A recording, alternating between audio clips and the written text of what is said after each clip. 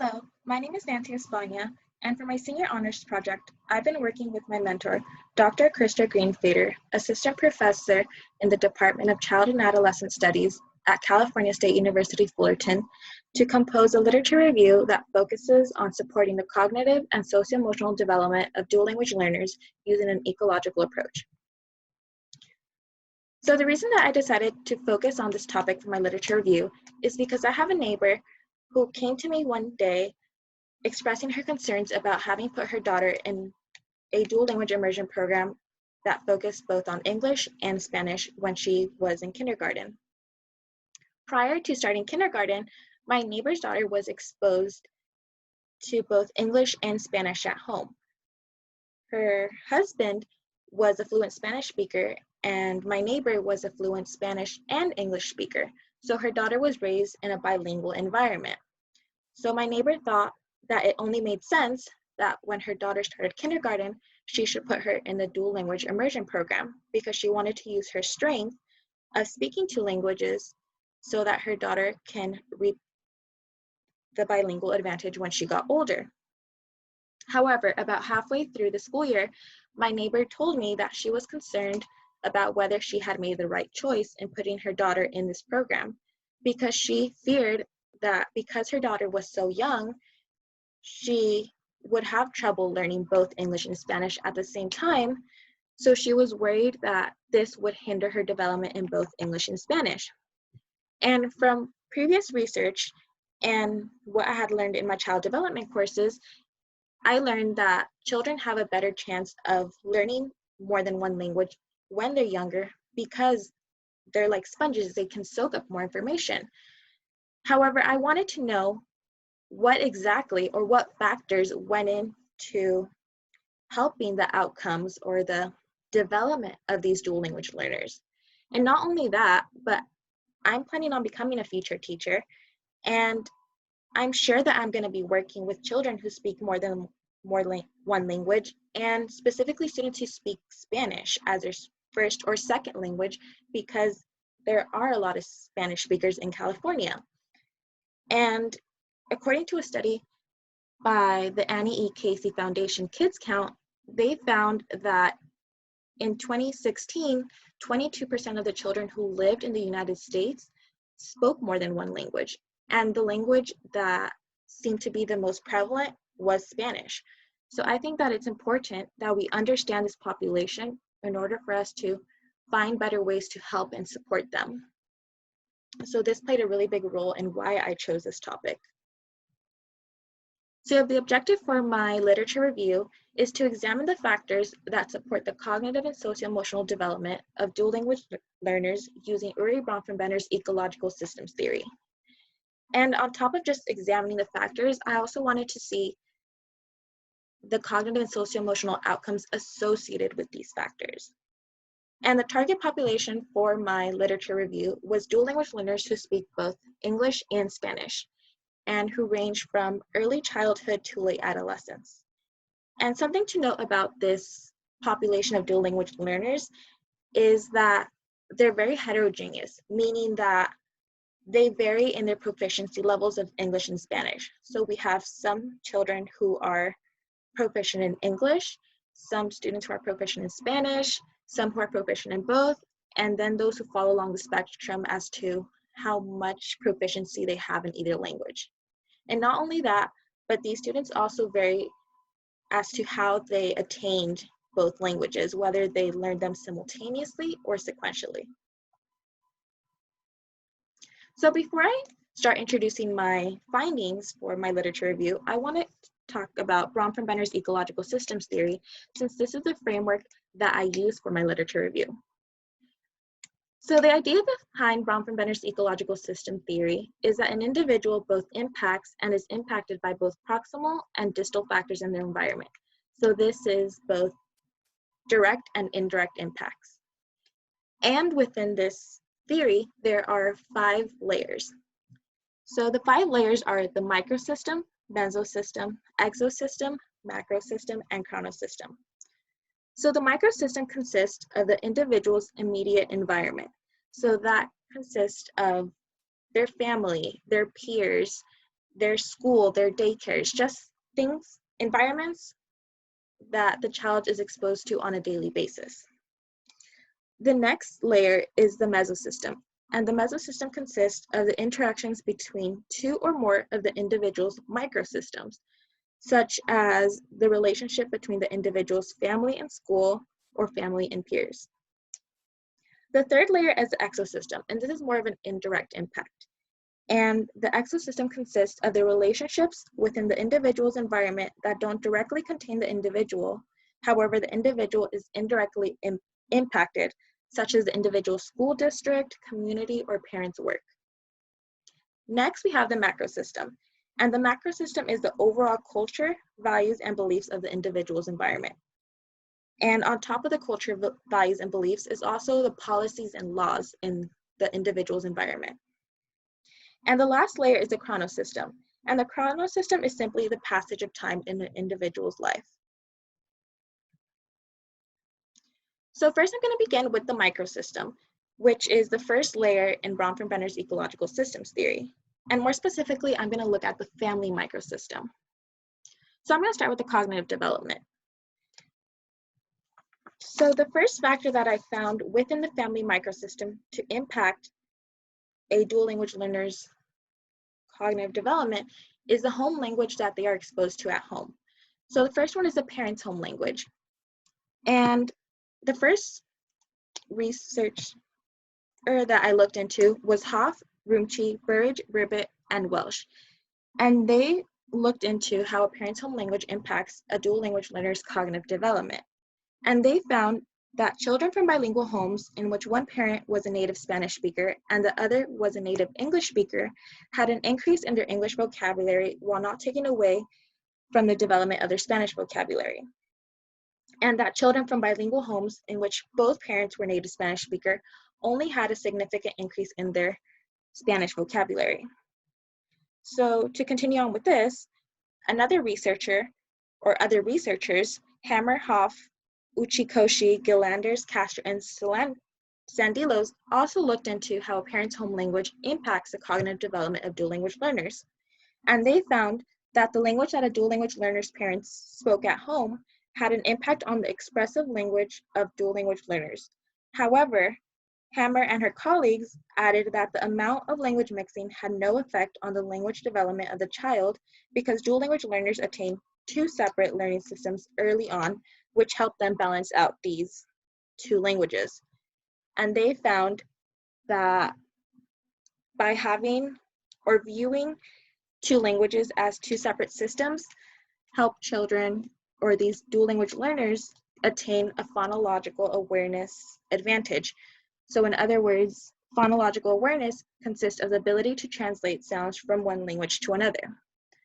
So these two researchers found that a parent's home language impacted the expressive vocabulary and the phonological awareness of dual language learners. To add on to this, Barak, Biostolic, Castro, and Sanchez expanded on this home language concept. However, instead of just focusing on the parents, they expanded it to just the overall language that the child was exposed to in their home. So not just from their parents, it could come from their siblings as well. And they found that regardless of the language combination the children were exposed to or spoke, there were clear bilingual advantages found in the cognitive development of these children. For example, they had more advanced skills over monolingual children in executive control, which includes working memory, inhibitory demands, and switching and cognitive flexibility, and they were also seen to have better theory of mind. Now moving on to the socio-emotional aspect, a factor in the family microsystem that was found that I looked into was the attachment between a dual language learner and their parents. More specifically, secure attachment. So Haley, Whitaker, Cepeda, Rothenberg, Anderson, Denieri, Wessel, and Buyusi looked into how a secure attachment, looked into whether having a secure attachment between a child and their parent would increase their socio-emotional development. And although they hypothesized that a secure attachment between dual language learners and their parents would result in positive social adjustment in dual language learners, these researchers were not able to find any research that showed the effects that early attachment had on the long-term socio-emotional outcomes of dual language learners. The next microsystem that I looked into was the parent socialization practices. And for this specific microsystem, I only looked into the socio-emotional development aspect. So 2 factors that I looked into, or more specifically, I looked into socialization. And for this microsystem, I used Haley, or the researcher Haley once again. And Haley and her research team found that when dual language learners interacted with their parents not only helped them develop their language skills, but they also conveyed to them their values, beliefs, social norms, and practices. This interaction between dual language learners and their parents helped to develop the dual language learners' self-concept, positive social adjustment, and identity formation. And not only that, but when parents help dual language learners understand and use their primary language, this helped dual language learners understand their home culture, which further helped to develop their sense of self and their socio-emotional functioning. And in this aspect, or in this study, the primary language was typically Spanish. The next microsystem that I looked into was the peers microsystem. And once again, I specifically looked into the socio-emotional development. So in this study, I once again looked into Haley, and Haley found that when dual language learners interacted positively with their peers, so positive interaction consisted of sharing, appropriate communication, play, and acceptance, that when dual language learners participated in these positive interactions with their peers, that it resulted in dual language learners' ability to self-regulate, which is when children can control their emotions and behaviors as well as focus their attention. The next microsystem that I looked into was education, and there was 3 types of education systems that I looked into. So I looked into early care and education, dual language immersion program, and just general education. So I'll start off with the cognitive development. So the first education system that I looked into was the early care and education system. And for this, I looked into research done by Miller. And in Miller's study, Miller looked into how the language that a child was exposed to in their early education and how that impacted their cognitive development. So Miller found that those students who were placed in the Spanish Instruction Head Start program had high English receptive vocabulary skills compared to the dual language learners who were placed in the early care and education program that did not have Spanish instruction. And the reason that they found, or that Miller believes that these children who were exposed to a Spanish instruction had better cognitive outcomes was because when the teachers use the Spanish language for instruction and translation purposes, it helps the students form connections between the Spanish and English language. Next, I looked into the dual language immersion program. And for this, I looked into a study done by Alanis and Rodriguez. And 2 factors that Alanis and Rodriguez found to impact the cognitive development of dual language learners who were in the dual language immersion program were supportive schools and effective teachers. So it was found by Alanis and Rodriguez that schools that demonstrated that they supported and held both languages on equal levels, that when schools demonstrated that they supported and held both languages on equal levels, then the students were more excited about learning and thus engaged more with the curriculum through active learning and interacting with their classmates. And they also noticed that the teachers that truly believed in the program, which was a dual language immersion program, would consistently adjust their curriculum to meet the academic needs of their students, as well as employed effective second language acquisition strategies. And by having these 2 factors, the supportive school environment and effective teachers, Alanis and Rodriguez found that when these students took the English Texas Assessment of Knowledge and Skills, which is an exam they take in Texas, that these kids showed to have better reading, math, and science skills that were higher than those in the district and higher than those students in the state. So these students show to have a good improvement.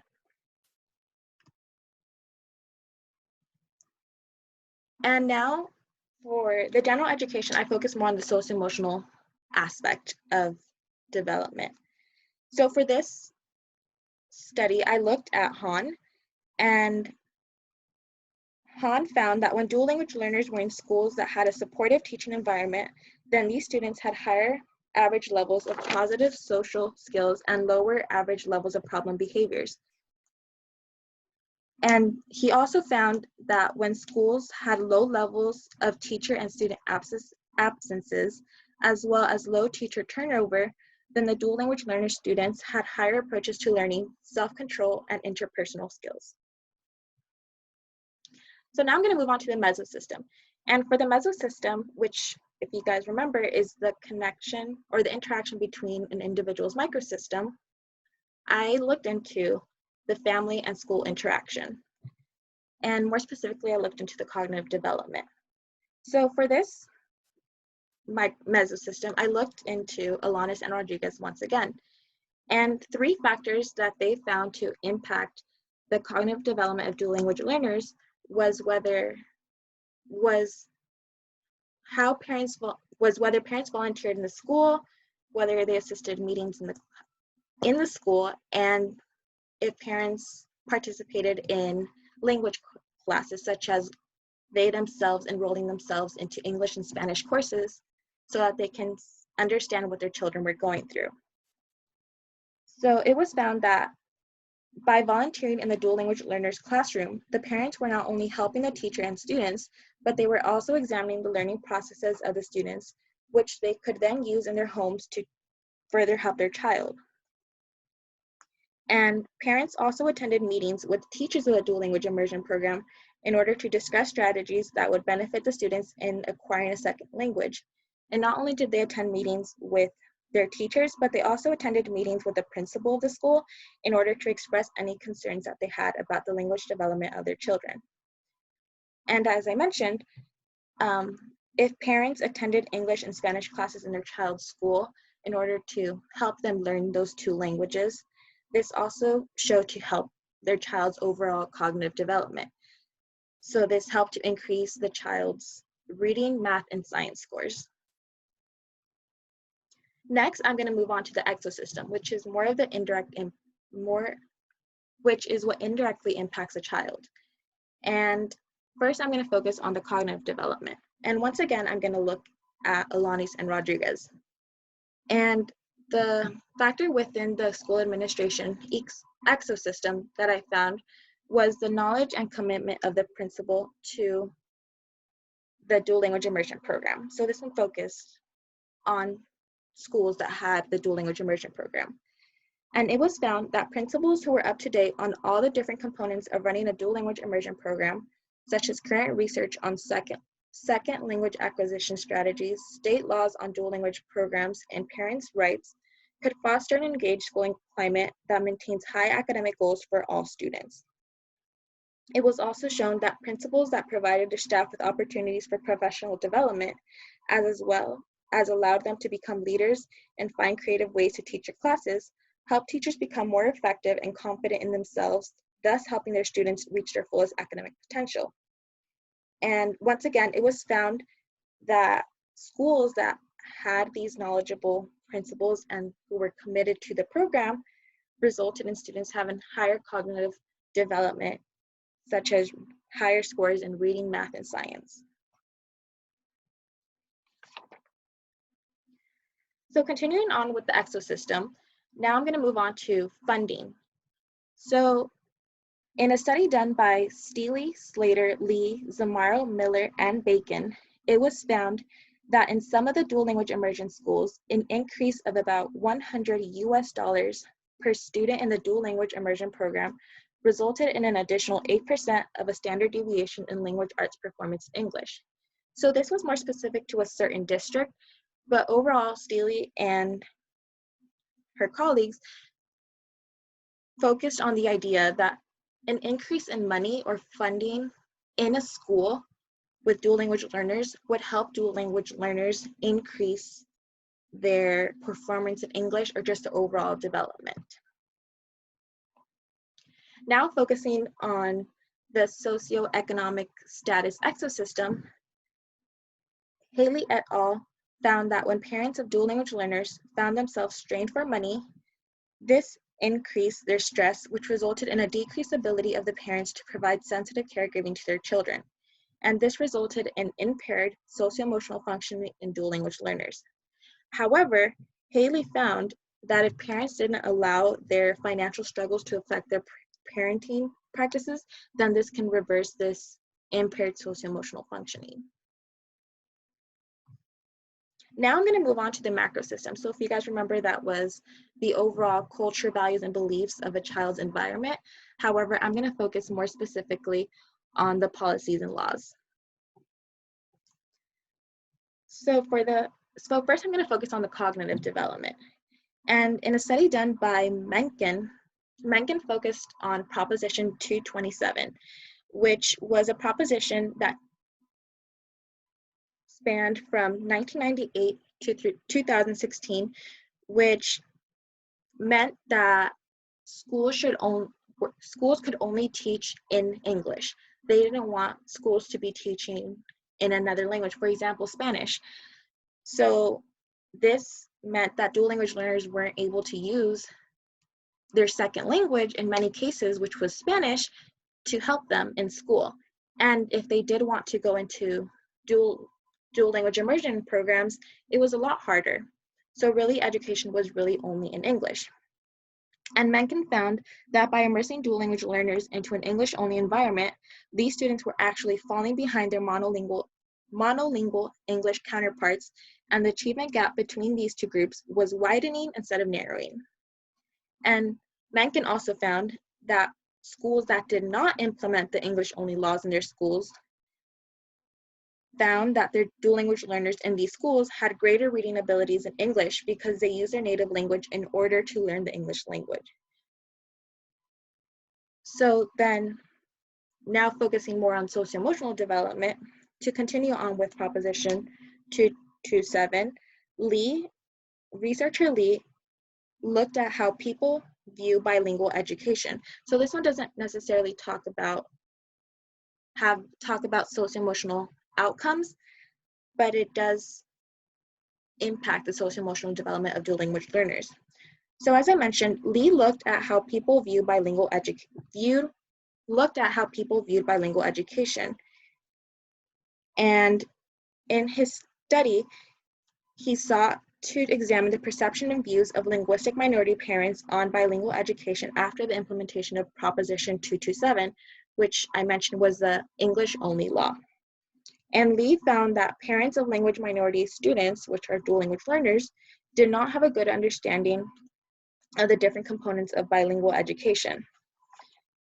He also found that parents believed that bilingual education did not hinder their child's development. However, if given the choice, many of these parents would prefer to place their children in English mainstream classes, which were English-only classrooms, because of the stigma that was attached to their children being enrolled in the bilingual education classes, as well as media reports that portrayed bilingual education as ineffective and as a way to segregate dual language learners from their peers. So as you can see, this Proposition 227, really held back a lot of parents from enrolling their children into dual language immersion programs and kind of pushed them to not let their children speak more than one language except English because of this negative stigma attached to bilingual education.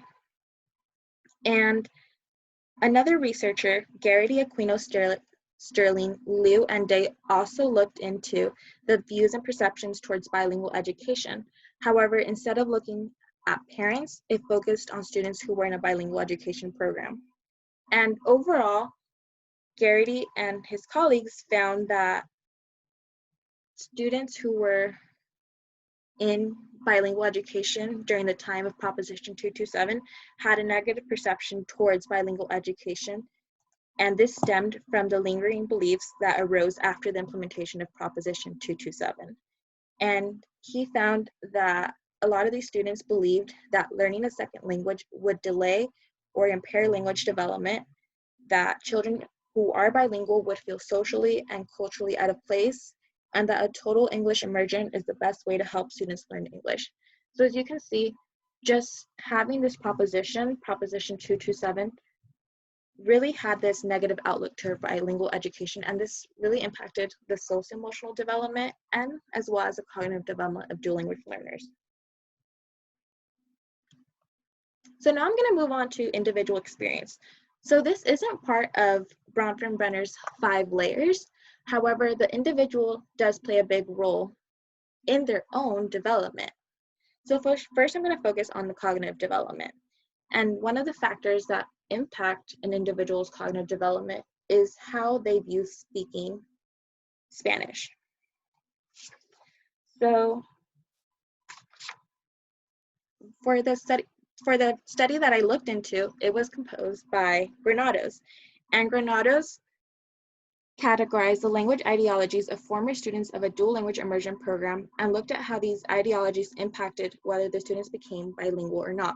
So the 3 categories that Granados came up with was Spanish as special, Spanish as normalized, and Spanish as undesirable. And what Granados found was that students who viewed Spanish as being special were more inclined to embrace the idea of learning another language and were active participants in the process of becoming bilingual. And students who saw learning Spanish as normalized internalized the value of learning 2 languages, and like the first group, were more open to becoming bilingual, thus reaping the bilingual advantage. However, the students who viewed Spanish as undesirable were more resistant to becoming bilingual and went out of their way to not participate in class if it involved speaking Spanish. So these 3 categories really determined whether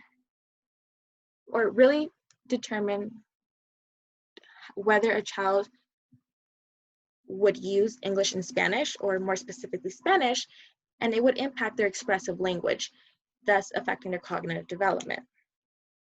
Now I'm going to look at the socio-emotional aspect. And the factor that I found to impact the socio-emotional development of dual language learners was their language proficiency. And I looked into a study done by Hahn. And Hahn found that students who were classified as fluent bilinguals and non-English dominant bilinguals were found to have the highest levels of approaches to learning, self-control, and interpersonal skills, and the lowest levels of internalizing and externalizing behaviors. And students who were classified as non-English monolinguals had low self-control and interpersonal skills, as well as high levels of internalizing problems. And Hahn believed that by having high fluency in English and Spanish, dual language learners had an easier time communicating with their teachers and peers, and they probably felt more accepted in school. So this was probably the reason why those students who had high fluency in English and Spanish had more positive socio-emotional development. So as you can see, through the factors that I just talked about, there are many factors within a dual language learner's environment that impact their cognitive and socio-emotional development and outcomes. So it's important that people who work with this growing population understand these factors so that they can know how to better help the cognitive and social-emotional development of this population. And not only that, but this literature review that myself and my mentor composed has a few implications that could be beneficial for the implementation of future policies, practice, and research. So for policies, the implementation of Proposition 58, which is a proposition that went into effect in 2017, which stated it overruled Proposition 227, which was the English-only law, and allowed for the implementation of dual language immersion programs for students to be taught, more specifically dual language learners to be taught in more than one language in order for them to use their native languages to help support them in learning a second language. And so as you can see, through the implementation of Proposition 58 in California, it can be seen that policies have been put into effect in certain states that will help this growing population thrive.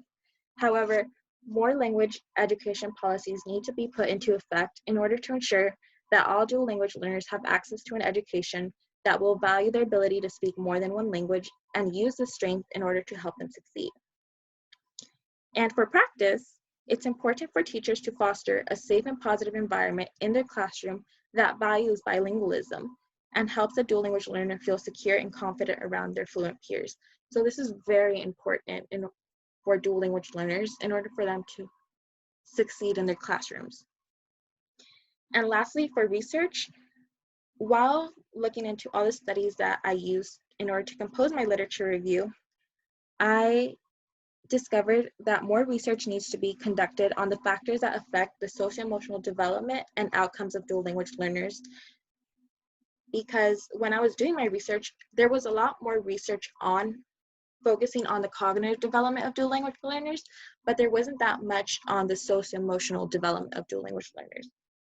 And not only that, but I believe that it's important that for future studies, that they include larger sample sizes of dual language learners, because a lot of the sample sizes that I was looking at were very small. They had a lot of research done on monolingual English speakers, but not many on students who are dual language learners. So this concludes my presentation for my senior honors project, and I just want to say thank you to my mentor, Dr. Krista Greenfader, for all the help that she provided me during the course of me composing my literature review. And I also want to say thank you to all those who supported me as well during this time that I created my project. Thank you.